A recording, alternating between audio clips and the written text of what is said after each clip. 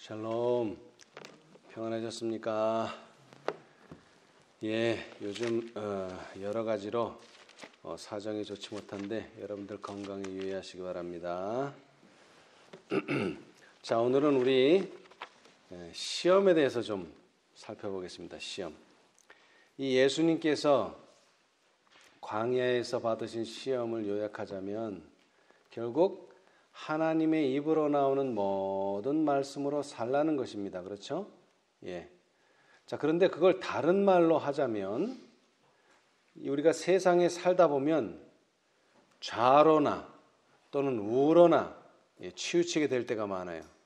그래서 이미 말씀에는 좌로도 치우치지 말고 우로도 치우치지 말고 하나님의 도를 행하라는 말씀이 있죠.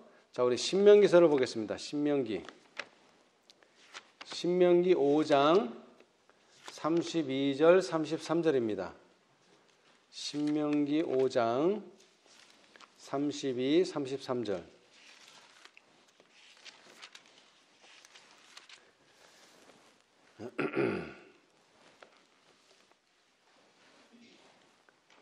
그런즉 너희 하나님 여호와께서 너희에게 명령하신 대로 너희는 삼가 행하여 좌로나 우로나 치우치지 말고 너희 하나님 여호와께서 너희에게 명하신 모든 도를 행하라. 그리하면 너희가 삶을 얻고 복을 얻어서 너희의 얻은 땅에서 너희의 날이 장구하리라. 아멘. 여러분, 예수님께서 이 시험 세 가지를 당하실 때 다 성경을 인용하셨어요. 기록되었으되. 근데 그 세 가지의 선구가 다 어디서 나온 줄 아세요? 세 가지의 선구. 자, 첫 번째 대답이 뭐였죠? 예수님의 첫 번째 시험의 대답. 사람이 떡으로만 살 것이 아니요 하나님의 입으로 나오는 모든 말씀으로 살 것이라. 그렇죠? 그 말씀이 성경, 구약 성경 어디에 나와요?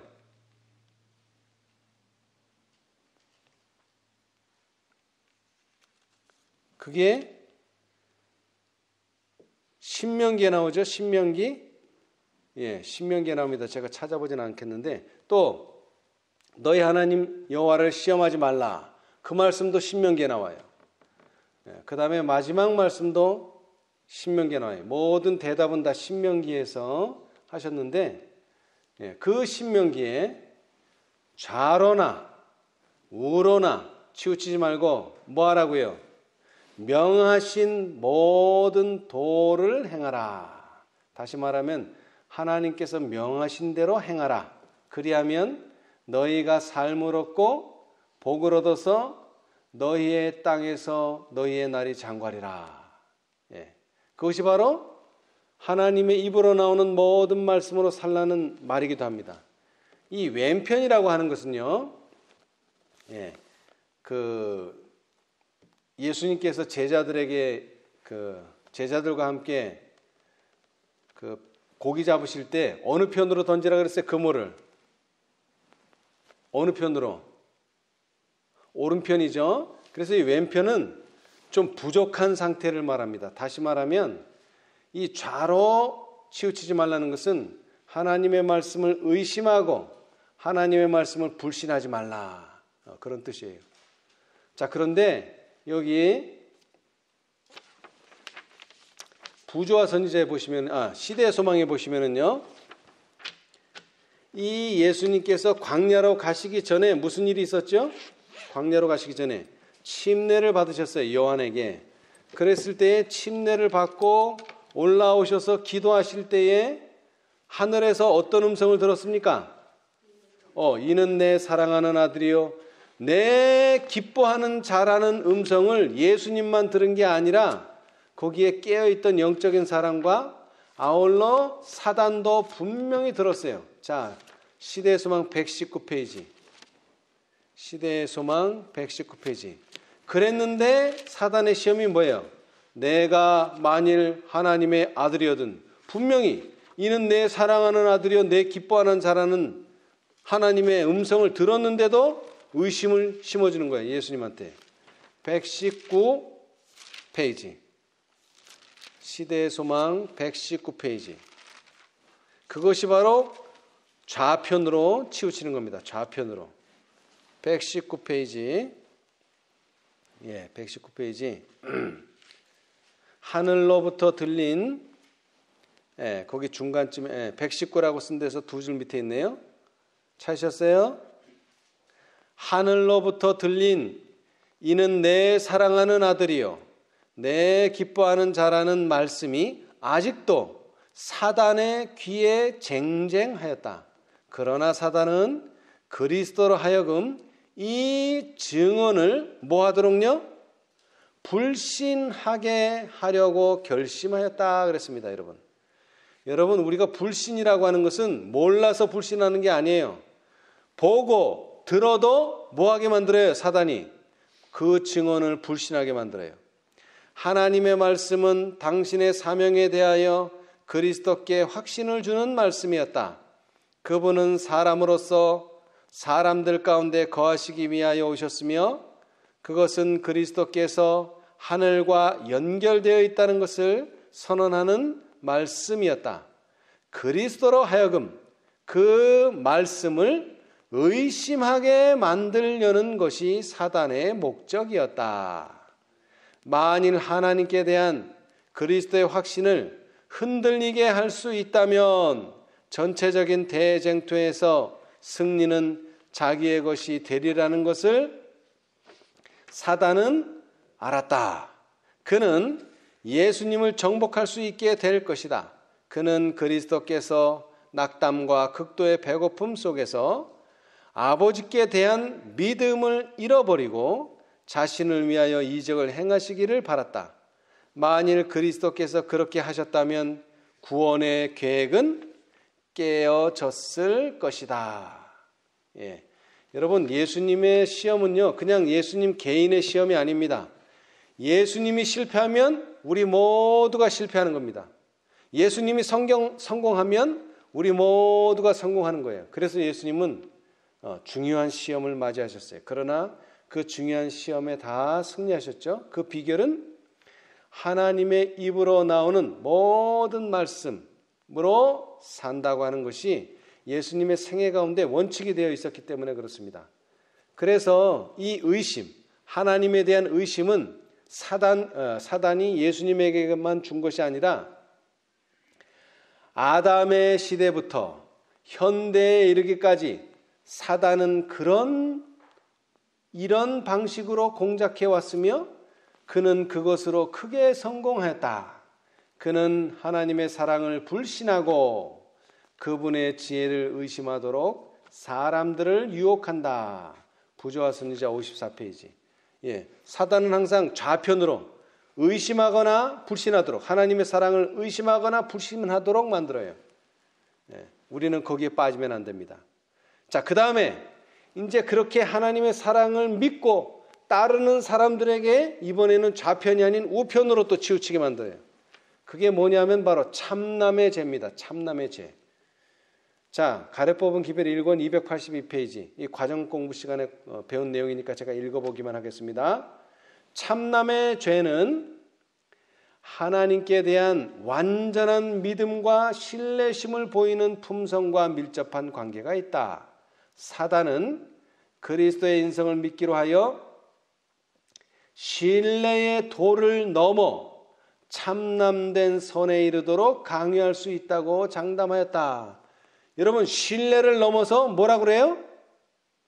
신뢰를 넘어서 참남으로까지 간다는 거예요. 바로 이 문제에 있어서 많은 영혼들이 파멸에 이르게 되었다. 사단은 아첨의 가모니서를 통하여 그리스도를 기만하려고 노력하였다.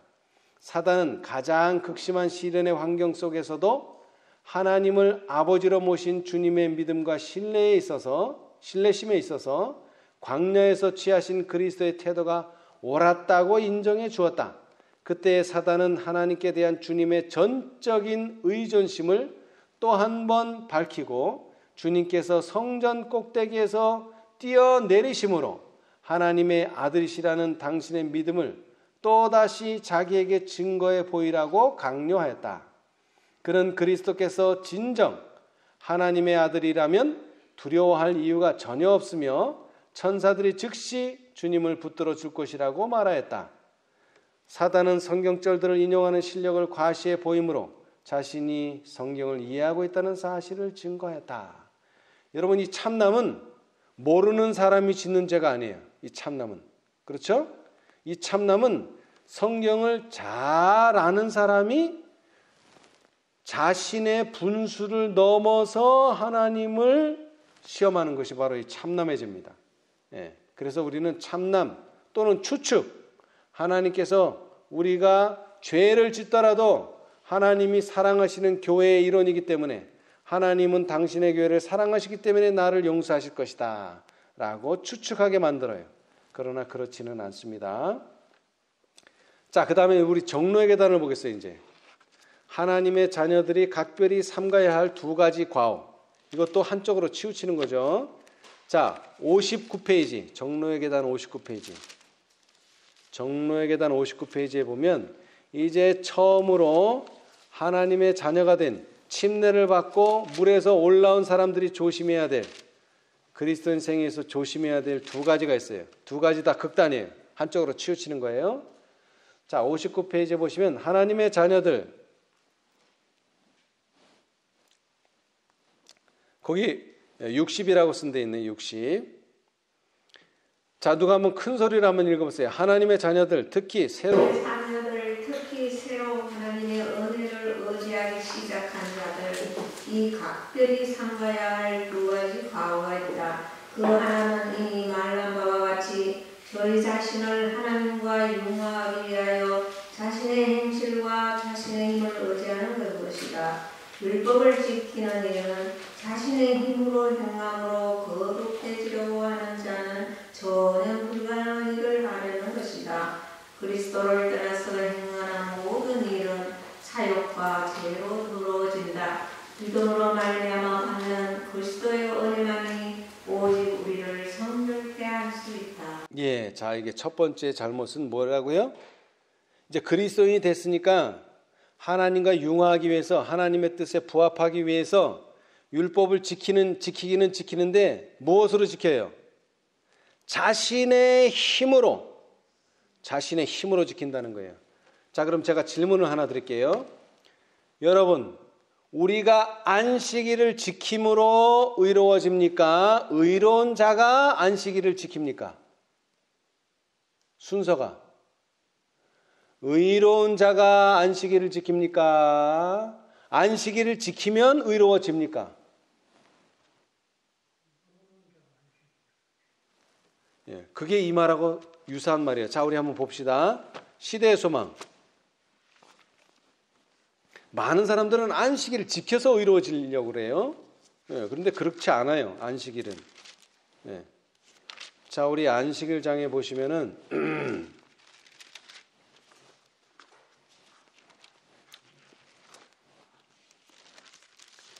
자, 우리 몇 장의 안식일 장이죠?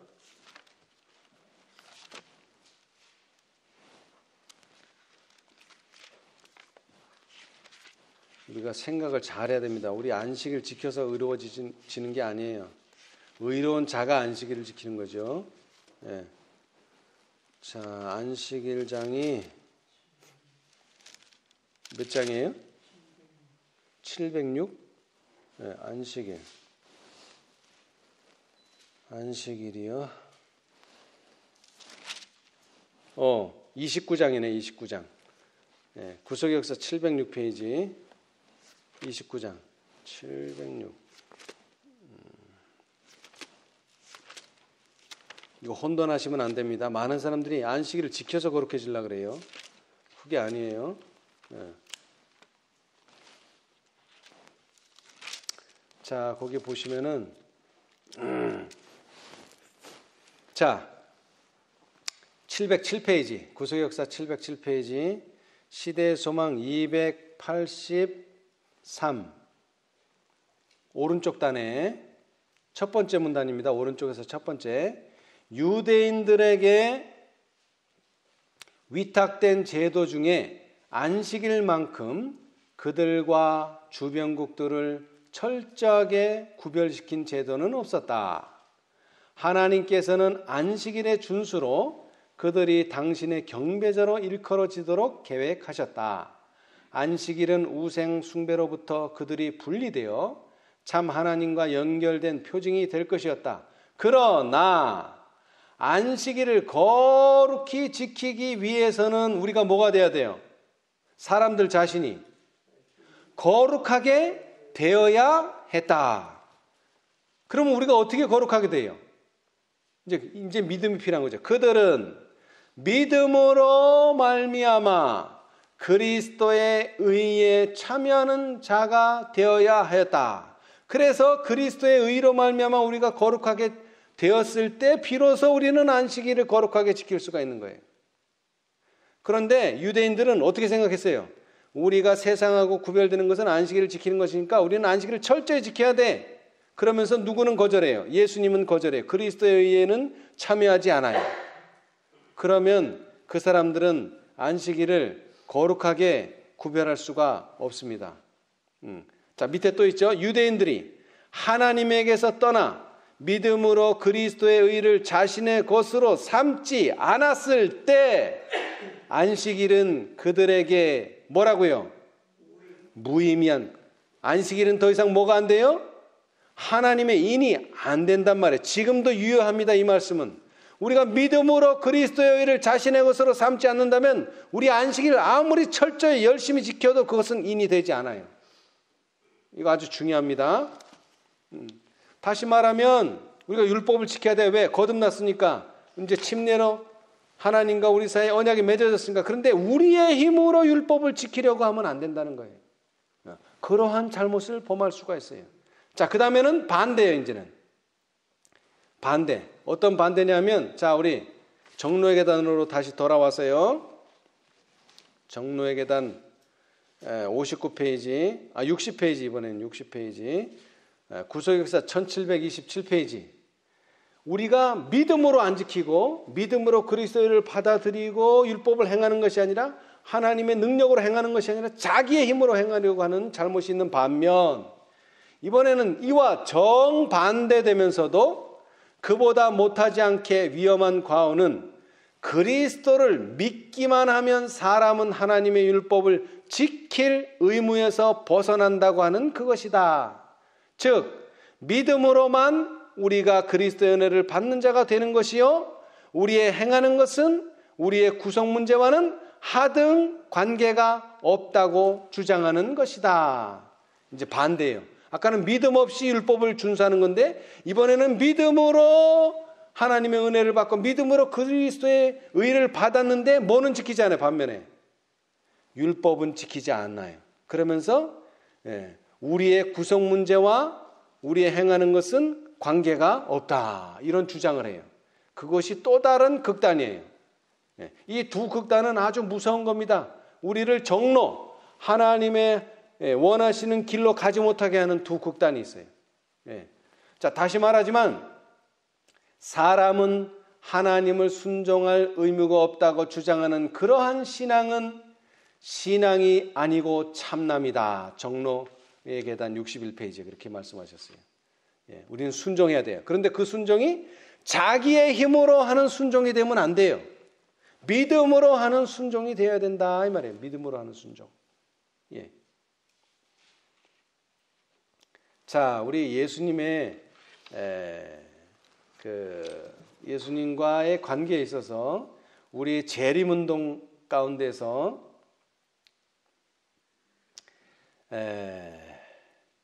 자, 우리 이런 말씀을 하나 또 보겠습니다. 좌로나 우로나 치우치지 말라는 말씀 중에 이사야서의 말씀이 한 말씀 있는데요. 자, 우리 이사야서의 말씀, 이사야 30장 20, 21절. 이사야 30장 20, 21절.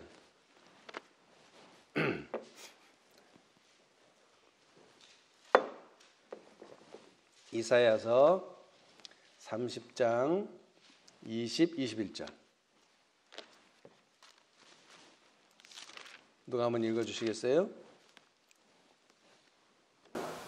주께서 너에게 환난의 뜻과 고생의 물을 주시나 내 스승은 다시 숨기지 아니하시리니 내 눈이 내 스승을 볼 것이며 너희가 우편으로 치우치든지 좌편으로 치우치든지 내 귀에서 말소리가 내 귀에 들려 이르기를 이것이 정론이 너희는 이리로 행하라 할 것이며. 예, 감사합니다.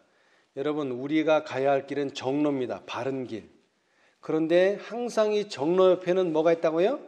좌편 길이 있고 우편 길이 항상 있어요.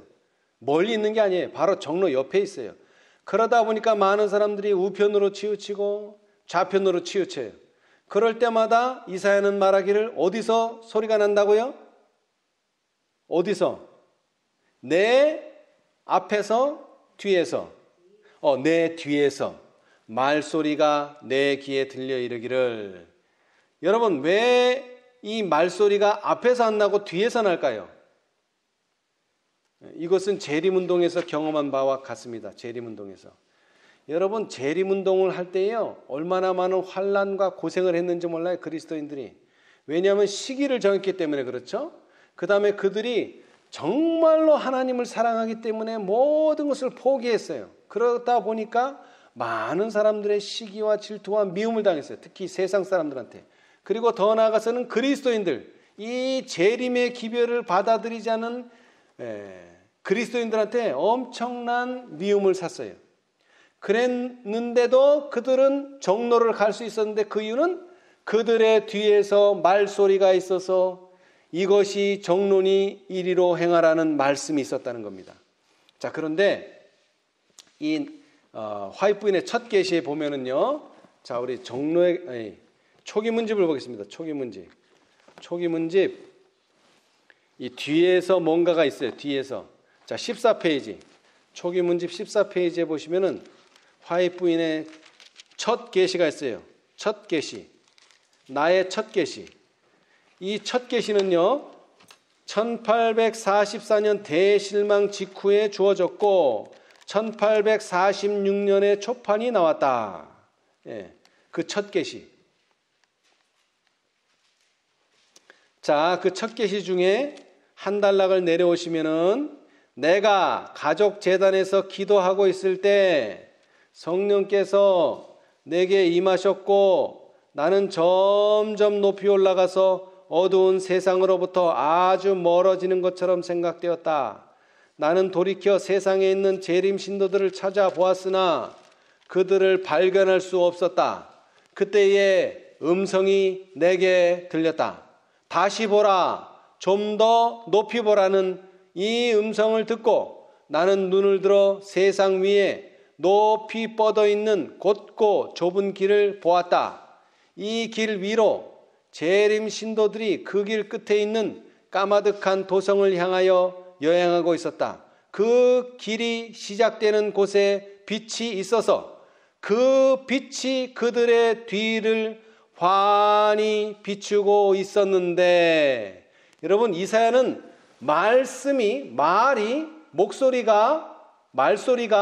내 뒤에 들려서 이것이 정론이라고 말을 해줬는데 재림 신도들의 경험은 뭐가요? 뒤에서 빛이 우리 뒤에서, 재림 신도들 뒤에서 비춰주면서 어디로 가야 될지를 제시해 줬어요. 빛이. 그랬는데 그 빛이 뭐냐? 한 천사가 내게 말하기를 그 빛은 뭐라고요?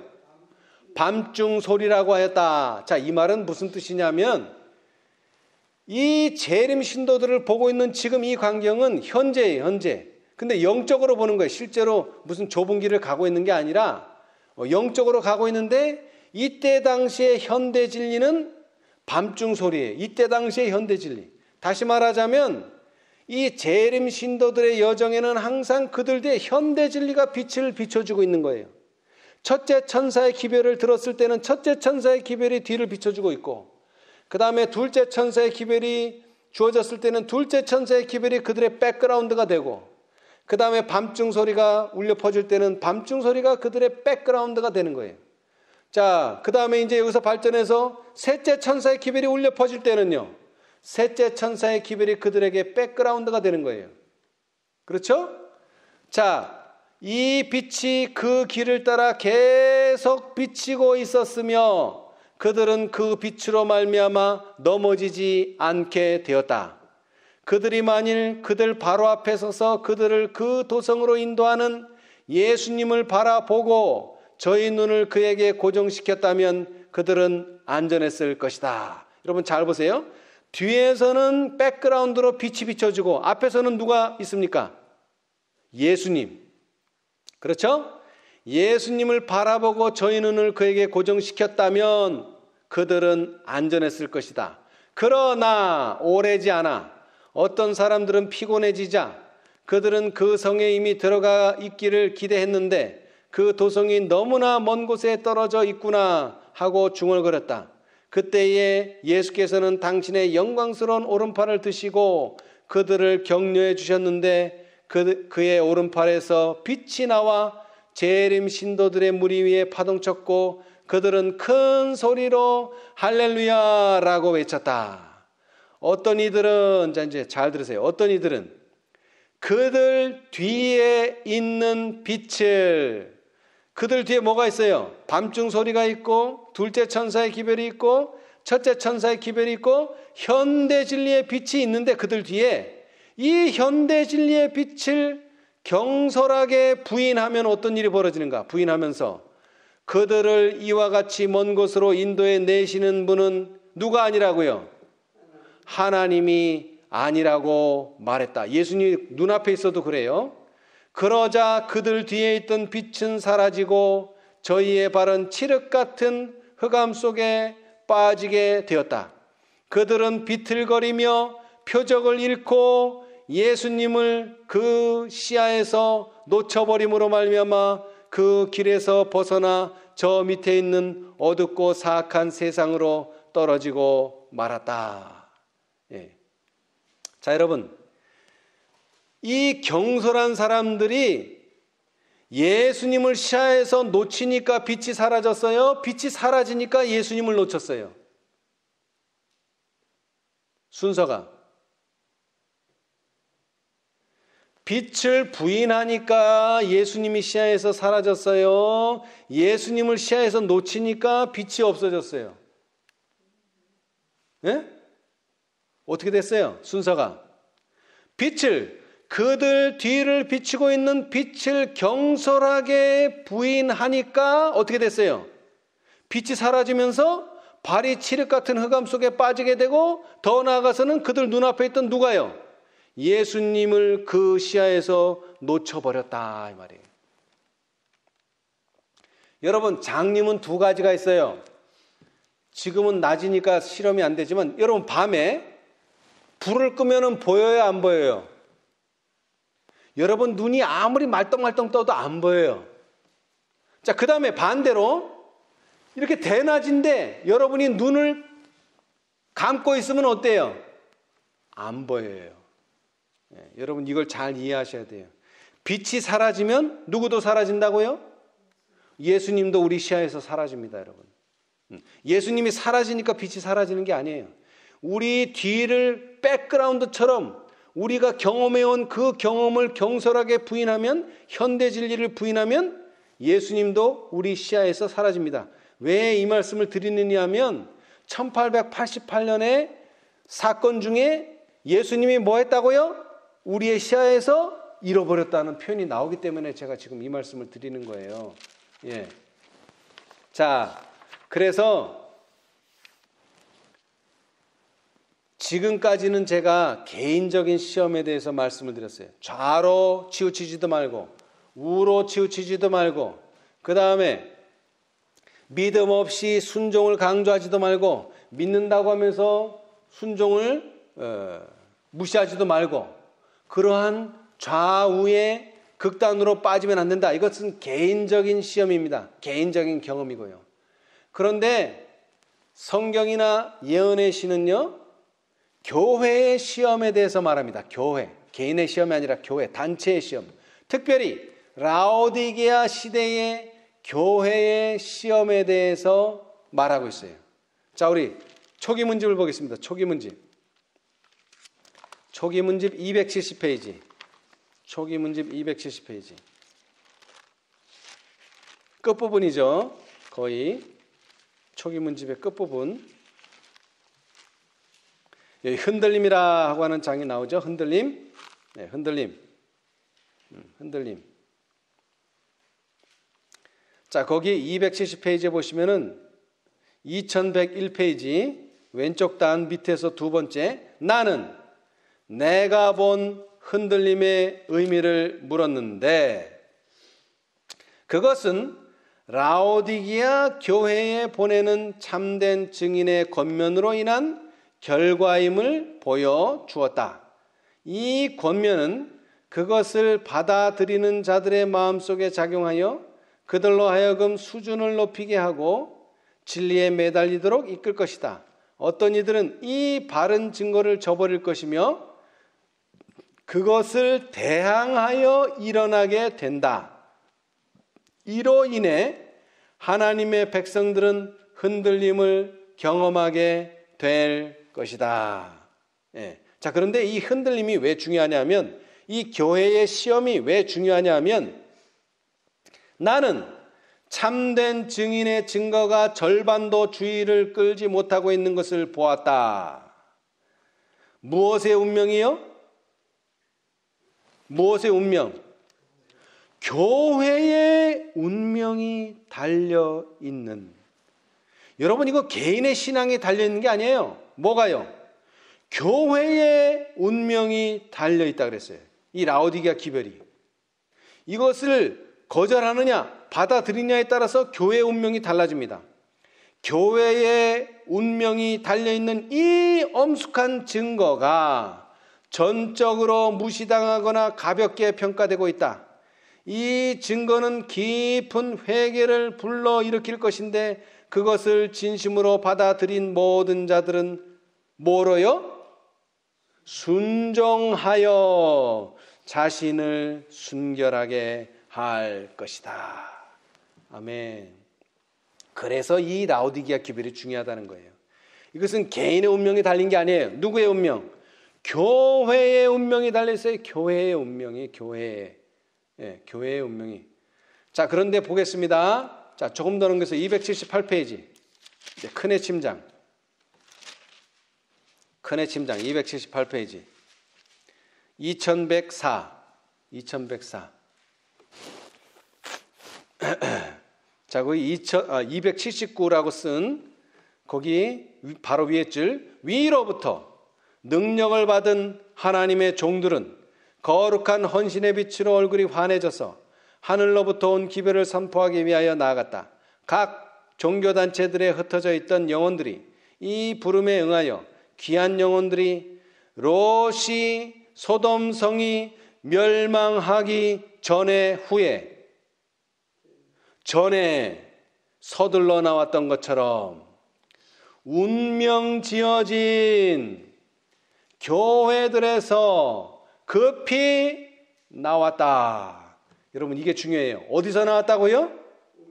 운명 지어졌어요. 그러나 멸망했어요? 안 했어요? 아직 멸망 안 했어요. 왜? 소돔과 고모라처럼 멸망하기 전에 나오는 거지 멸망한 다음에는 나올래야 나올 수가 없어요. 그래서 소돔성이 멸망하기 전에 나왔던 것처럼 운명 지어진, 멸망하고 무너진 교회에서 나오는 게 아니고 운명 지어진 교회들에서 급히 나왔다. 예, 아직 멸망하지 않았어요. 아직 무너지지 않았어요. 그러나 곧 무너질 운명에 처했어요.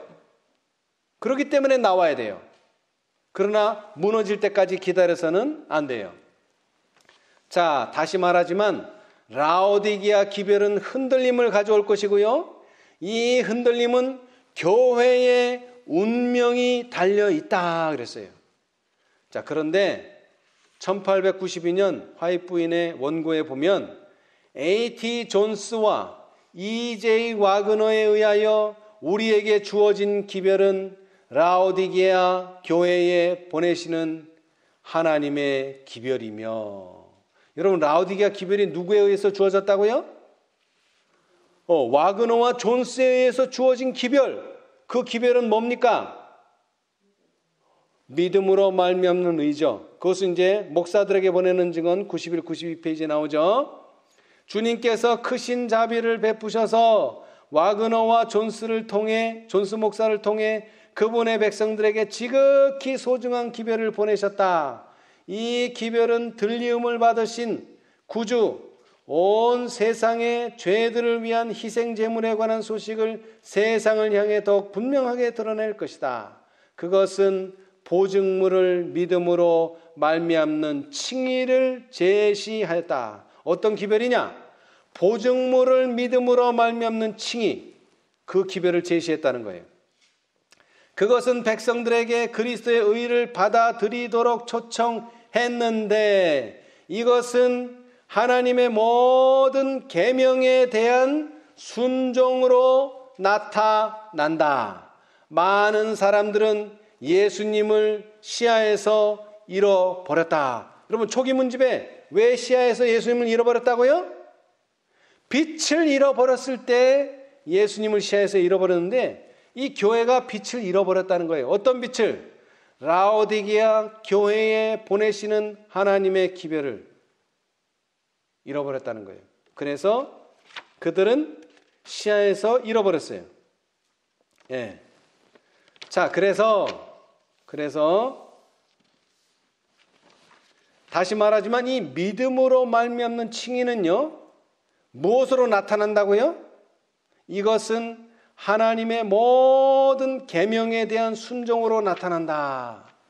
예. 그런데 부자 선지자에도 또 비슷한 말씀이 있어요. 전적으로 그리스도를 의지하는 참 신앙은 하나님의 모든 요구에 순종함으로 나타날 것이다. 아담의 시대로부터 현재에 이르기까지 대쟁투의 쟁점은 하나님의 율법에 대한 순종의 문제에 관한 것이었다. 부자 선지자 73페이지. 자, 여러분, 하나님의 요구에 순종을 바라는 것은 뭐에 대한 문제예요? 하나님의 율법에 대한 순종의 문제예요. 그런데 정작 1888년에는 믿음으로 말미암는 칭의가 전해졌어요. 그랬는데 이것을 받아들였나요? 안 받아들였나요? 자, 1892년 올슨 대총회장, 그때 당시 대총회장이에요.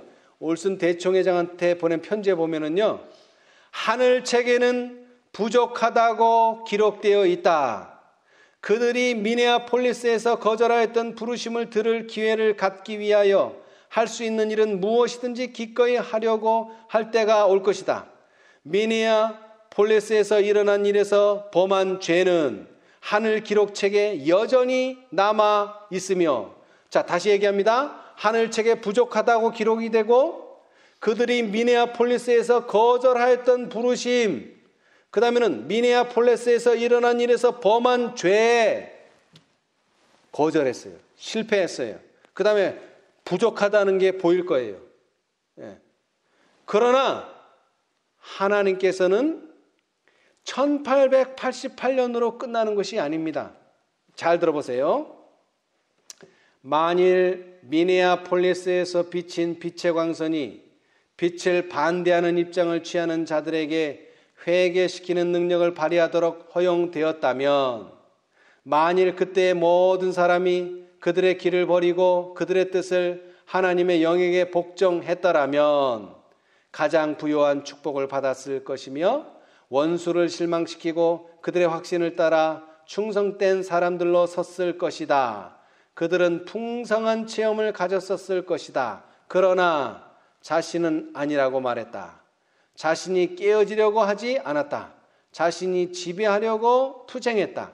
이러한 마음을 가진 모든 사람들은 그때에 실패했던 점에서 다시 시험을 받을 것이다. 여러분, 1888년에 분명히 실패했는데 이 실패는 그걸로 끝나는 게 아니에요. 또 다른 기회가 주어진다는 거예요. 그렇죠? 다시 시험을 받을 것이다 그랬어요. 다시. 자, 그러면은 또다시 믿음으로 말미암는 의가 전해질까요? 아니요. 그렇지는 않습니다. 자, 여기 보겠어요.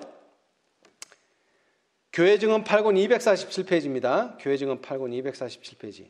제7일 안식일 예수 재림교회는 성소의 저울로 달려질 것이다. 그 교회는 받은 바 특권과 이점에 의하여 판정을 받을 것이다. 만일 그 교회의 영적 경험이 그리스도께서 무한한 대가로 그에게 준 특권에 일치하지 못한다면 받은 바 축복이 그에게 위탁된 사업을 수행할 자격을 그에게 갖추어 주지 못했다면 부족함이 배었다는 선고가 그에게 내릴 것이다. 주어진 빚과 받은 바 기회에 의하여 그는 판정을 받게 될 것이다. 아멘. 자, 여러분, 이 미네아폴리스 사건은요 매우 중요한데, 이것은 그들이 하나님께서 그들에게 주신 기회, 어떤 기회예요? 이 기별을, 셋째 천사의 기별을 세상으로 가져갈 기회를 잃어버린 거예요. 그러나 감사하게도 그때에 실패했던 점에서 다시 시험을 받을 것이다. 이게 언제 나타납니까? 30년 후, 1888년에서 한 30년 후 제1차 세계대전에서 나타나는 거예요. 자, 다시 말하지만 목사들에게 보내는 증언이요, 그것은 보증물을 믿음으로 말미암는 칭의를 제시하였다. 그것은 백성들에게 그리스도의 의를 받아들이도록 초청했는데, 이것은 하나님의 모든 계명에 대한 순종으로 나타난다. 여러분, 믿음으로 말미암은 의를 받아들이면 뭐로 나타난다고요? 순종으로 나타나요. 그래서 전쟁 문제가 났을 때 그들은 율법을 지키는 편에 선다면 그들은 믿음으로 말미암는 의를 다시 받아들인 것이 되죠. 그런데 안타깝게도 여러분이 아시는 것처럼 뭐라고요? 그들은 율법을 순종하는 일에 실패했습니다.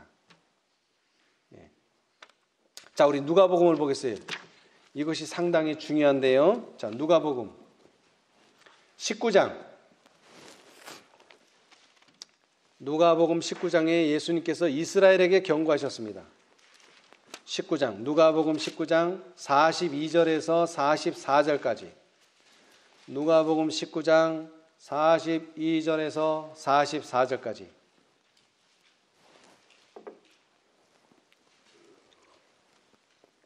자, 누가 한번 찾으셨으면 큰 소리로 천천히 읽어보세요.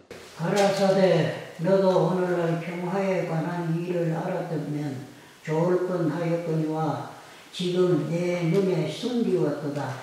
날이 이럴지라 내 원수들이 토성을 쌓고 너를 둘러 사면으로 가두고 또 너와 그 가운데 있는 내 자식들을 땅에 내어 치며 돌 하나도 돌 위에 남기지 아니하리니 이는 권고받는 날을 내가 알지 못함을 인함이니라 하시니라. 아멘. 여러분, 이것은 이스라엘 백성에게 예수님께서 주시는 마지막 경고입니다.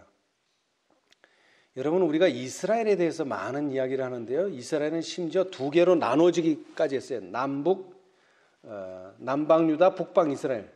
뭐 나눠진 게 문제가 아니라 포로로 잡혀가기까지 했어요.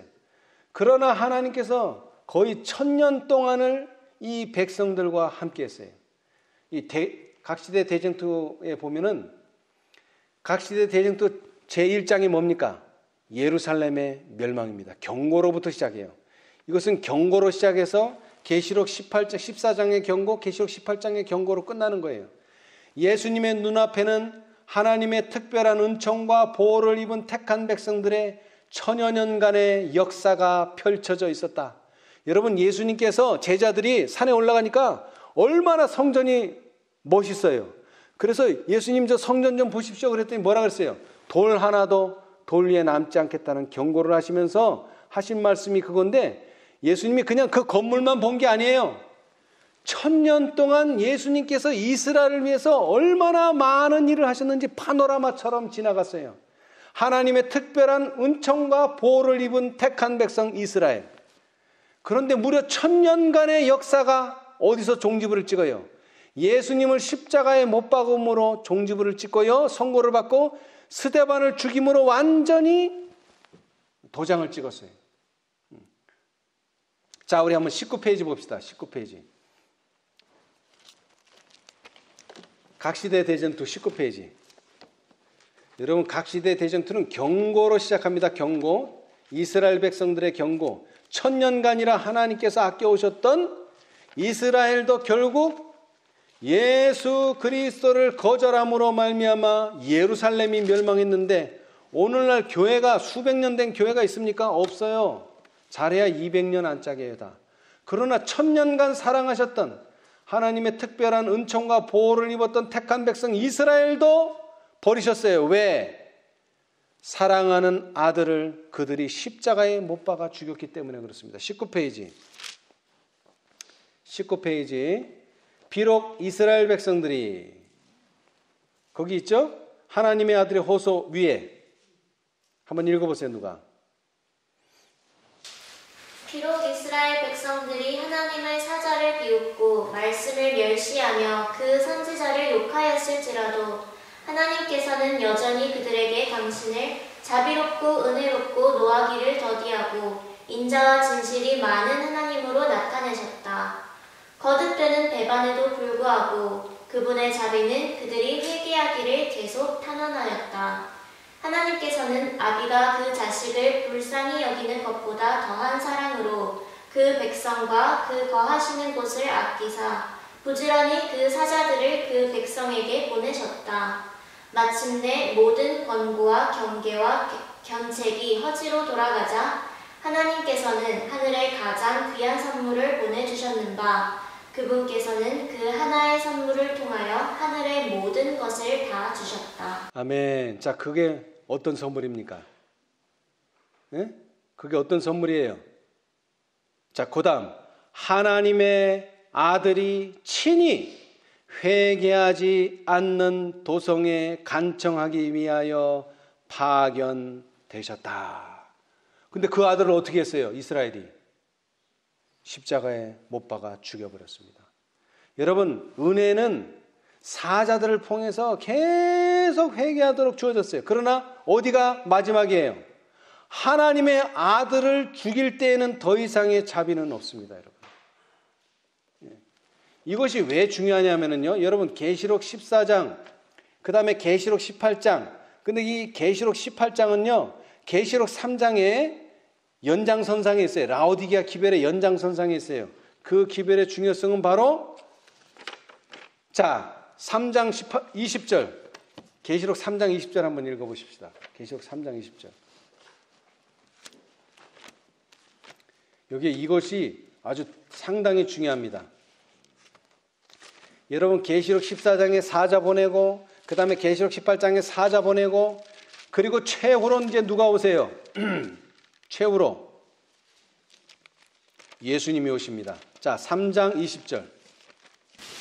볼지어다 내가 문 밖에 서서 두드리노니 누구든지 내 문을 듣고 문을 열면 내가 그에게로 들어가 그로 더불어 먹고 그는 나로 더불어 먹으리라. 아멘. 자, 여러분, 여기서 주목해야 될 게 무엇을 듣고요?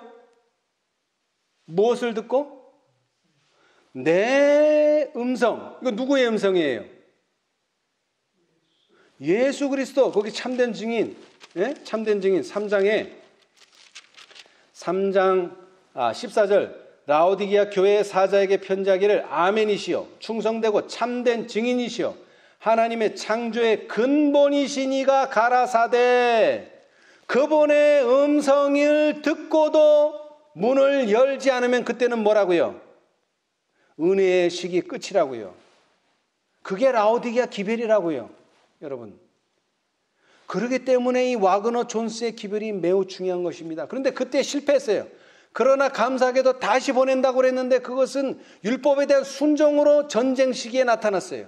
그런데 그때 그 음성을 듣지 않았어요. 그리고 나서 다시 다섯째 천사 시대에 다시 음성을 들려줬는데 율법의 1.1핵이라도 없어지지 않는다 그랬는데 예언의 신과 성경의 한 구절을 개혁운동이 무시해 왔었어요. 여태까지.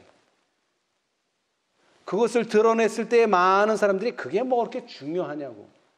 여러분, 다시 말합니다. 내 음성을 듣고도 문을 열지 않으면 그때는 그 교회의 운명은 멸망으로 운명 지어지는 것입니다, 여러분. 그래서 중요한 거예요. 자, 여기에 보시면은요. 자, 우리 다시 한번 또 읽어봅시다. 25페이지. 예루살렘의 멸망의 광경. 각 시대 대장도 25페이지. 아주 비참하게 멸망했죠. 아주 엄청난 참 슬픈 광경이 벌어졌어요. 하나님의 백성들에게, 택하신 백성들에게. 25페이지. 25페이지. 그들이 하나님의 백성이라고 주장했기 때문에 그렇게 됐어요. 믿지 않는 백성이라면 그렇게까지 되지 않았을 텐데 그들의 맹목적인 신앙이 결국 그렇게 돼버렸죠. 자, 거기 26이라고 쓴 데서 몇 줄 올라가시면은 1384페이지 오른쪽 단에 26이라고 쓴 데서 한 4줄 정도 올라가시면 예수께서는 당신의 말씀을 듣고 있는 제자들에게 배역한 이스라엘에게 내릴 심판, 즉 특히 메시아를 거절하고 십자가에 못 박은 일로 인하여 그들에게 내릴 보응의 징벌을 선포하셨다. 두려운 사건이 절정에 이르기 전에 먼저 분명한 징조가 있을 것이다. 그 무서워하던 시간은 갑자기 또한 신속히 이를 것이다. 구주께서는 당신을 따르는 사람들에게 그러므로 너희가 선지자 다니엘의 말한 바 멸망에 가증한 것이 거룩한 곳에 선 것을 보거든 읽는 자는 깨달을진저 그때 유대에 있는 자들은 산으로 도망할지어다 라고 경고하셨다. 아까 누가복음의 다른 표현이에요. 곧 우상 숭배하는 로마의 군기가 예루살렘 성벽 밖에 수마일까지 미치는 거룩한 땅에 세워질 때에 그리스도를 따르는 사람들은 도망하여 안전을 얻어야 할 것이었다. 경고하는 징조가 보일 때에 도망하기를 원하는 사람들은 지체 없이 서둘러야 할 것이었다. 예루살렘은 물론이요 온 유대 땅에서도 도망하라는 신호에 즉시 순종해야 할 것이었다. 그때 지붕 위에 있던 사람은 아무리 값진 보물이라 하더라도 그것을 건지기 위해 내려가서 집 안으로 들어가지 말 것이었다. 밭과 포도원에서 일하던 사람들은 더운 날에 일하기 위하여 벗어든 겉옷을 가지러 되돌아가므로 시간을 써서는 안 될 것이었다. 그들은 다른 사람들과 함께 멸망을 당하지 않기 위하여 한순간도 지체하지 말아야 할 것이었다. 아멘.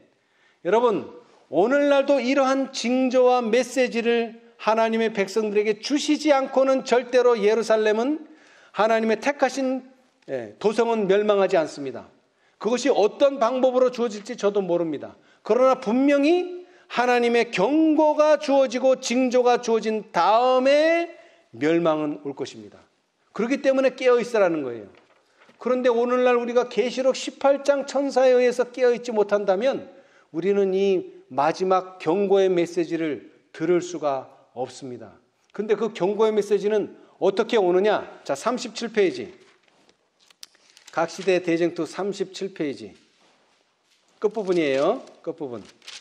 현대인에게 주시는 하나님의 경고. 현대인에게 주시는 하나님의 경고. 자, 1390페이지. 구속의 역사 1390페이지. 어떤 사람들은 전쟁이 날 때마다 귀를 기울이고 미국의 무슨 대통령, 무슨 당, 무슨 대통령이 되느냐 안 되느냐 거기에 신경 쓰는데 여러분 그런 거 신경 쓸 필요 없어요. 왜냐하면 이 말씀이 있기 때문에 그래요. 잘 들으세요. 사람들은 무엇을 통하여? 그리스도의 말씀을 통하여 그들에게 주어진 교훈을 등한히 하지 않도록 경계해야 할 것이다. 우리가 뭐만 잘 순종하고 있으면요, 그리스도의 말씀만 순종하고 그 교훈에 충실할 것 같으면 하나님께서는 까마귀로도 신호를 보내시고 그 다음에 엘리야, 그 다음에 침례 요한 이런 사람들을 보내세요. 여기에 제가 다 읽지는 않았는데 7년 동안 어떤 사람은 예루살렘이 멸망한다고 아주 매일같이 외쳤어요. 성경에도 나오지 않지만 그런 일이 실제로 있었어요. 그냥 경고 한 번만 준 게 아니에요. 여러 가지 징조들이 있어요. 그런데 사람들이 거기에 신경을 안 써요. 왜? 이것은 하나님이 함께하는 도성이기 때문에 절대로 멸망하지 않는다는 맹신을 하고 있었어요. 자, 그러나 우리는 그런 맹신하면 안 됩니다. 절대로 우리는 그리스도의 말씀을 통하여 우리가 경계를 해야 된다는 것입니다. 그런데 어떤 말씀이요? 자, 예수님께서 첫 번째 질문에 대답하셨죠? 하나님의 입으로 나오는 대부분의 말씀으로 살 것이라고요? 하나님의 입으로 나오는 많은 말씀으로 살 것이라고요? 아니요. 모든 말씀, 한 말씀이라도 빠져서는 안 됩니다. 사람들은 그리스도의 말씀을 통하여 그들에게 주어진 교훈을 등한히 하지 않도록 경계해야 할 것이다. 그분께서는 예루살렘의 멸망을 제자들에게 경고하시고 그 멸망이 가까워오는 데 대한 징조를 알려주심으로 그들이 도망할 수 있도록 하신 것처럼 그분께서는 세상의 마지막 멸망을 경고하시고 그날이 가까움을 알려주는 징조를 주셔서, 근데 뭘로 징조를 주세요? 그리스도의 말씀. 다른 데서 찾으면 안 된다는 거예요. 그리스도의 말씀, 거기에 유념하고 그걸 경계해야 돼요. 징조를 주셔서 모든 사람으로 하여금 그날의 임할 진노를 피할 수 있도록 하셨다. 아멘. 자, 다시 말하지만 여러분, 예수님께서 문에서 어떤 음성을 가지고 문을 두드리십니까? 하나님의 입으로 나오는 모든 말씀으로 지금 문을 두드리고 계세요. 거기 한 말씀이라도 빠지면 안 됩니다. 모든 말씀, 거기에 귀를 기울이면 하나님의 음성이, 예수님의 음성이 들리고 그 예수님의 음성에 의하여 움직이는 자, 문을 여는 자들은 그는 나로 더불어 먹고 나는 그로 더불어 먹으리라. 예수님의 첫 번째 시험이 뭐예요? 사람이 떡으로만 살 것이 아니요 하나님의 입으로 나오는 모든 말씀으로 살 것이라. 여기도 마찬가지예요. 우리가 어떻게 산다고요? 우리가 그분의 음성을 듣고 문을 열어줌으로 그에게로 들어가, 내가 그에게로 들어가 그로 더불어 먹고 그는 나로 더불어 먹으리라. 이 말씀이 성취된다는 것입니다. 아무쪼록 여러분, 하나님의 모든 말씀, 그리스도의 모든 말씀에 유의하시기 바랍니다. 그러고 특별히 계시록 18장, 그래서 라오디게아 보내는 기별에 여러분 그 예수님의 음성에 유의하시기 바랍니다. 그 음성에 유의하는 자들은 교회가 운명에 처할지라도 멸망하지 않고 살아남을 자들입니다. 우리 모두 하나님의 음성을 통해서 우리의 마음의 문을 열고 주님과 더불어 먹고 주님과 더불어 동행하는 여러분과 제가 되기를 간절히 바라면서 오늘 말씀 마치겠습니다. 감사합니다. 하늘에 계시는 감사하신 저희들의 아버지, 우리 주님께서 2000년 전에 광야라고 하는 아주 메마른 땅에서 아무것도 볼 것 없는 그 광야 땅에서 사단의 3번의 시험을 다 이기실 수 있음을 인하여 감사합니다. 주님 도와주셔서 우리도 이 세상에 살지만 이 세상이 주는 모든 시험에서 예수님처럼 하나님의 입으로 나오는 모든 말씀으로 승리할 수 있도록 축복하여 주시옵소서. 주님께서 당신의 택하신 백성들을 사랑하셔서 이 백성으로 하여금 당신의 마지막 사업을 하시기 위하여 택하셨지만 그들이 라오디게아 상태에 빠져 당신의 임무를 감당하지 못하게 되었습니다. 그러나 감사하게도 우리 주님께서 와그너와 존스 목사를 보내셔서 그들로 하여금 라오디게아 기별을 전하게 하시고 그들로 오직 믿음으로 말미암는 의의 기별을 깨닫게 하심으로 하나님의 율법에 순종할 수 있도록 은혜 베풀어 주셨사오니 감사합니다. 주님 도와주셔서 오늘날 이 시대에 하나님의 교회가 성소의 저울로 달려지고 있다는 사실을 다시 한번 기억하게 도와주시고 계시록 18장 사자들이 당신의 기별을 가지고 왔다고 하는 사실을 다시 한번 기억하게 도와주시옵소서. 그리하여 우리 모두가 다 하나님이 바라시고 원하시는 바대로 우리 예수님의 하나님의 아들의 음성을 듣고 그 기별에 응하는 마음의 문을 열 수 있도록 축복하여 주시옵소서. 그리하여 그는 나로 더불어 먹고 나는 그로 더불어 먹으리라고 말씀하셨사오니 이제 주님의 오심이 참으로 가깝습니다. 그러나 이 세상의 멸망과 당신의 택하신 백성이 멸망할 때에 우리는 그 자리에 있지 않도록 당신께서 도망하라는 징조와 도망하라는 말씀으로 우리를 권면하실 때에 그 말씀에 귀 기울이는 우리 모두가 될 수 있도록 축복하여 주시옵소서. 운명지어진 교회에 남아있는 자 되지 말게 하여 주시고 그곳에서 나와 우리 하나님의 편, 우리 하나님의 음성의 편에 설 수 있는 저희 모두가 되도록 축복하여 주시옵소서.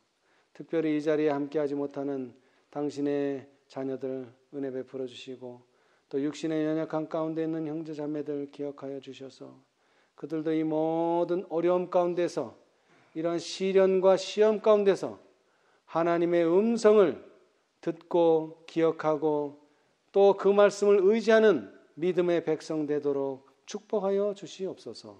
모든 것을 예수님의 이름으로 기도드리옵나이다. 아멘.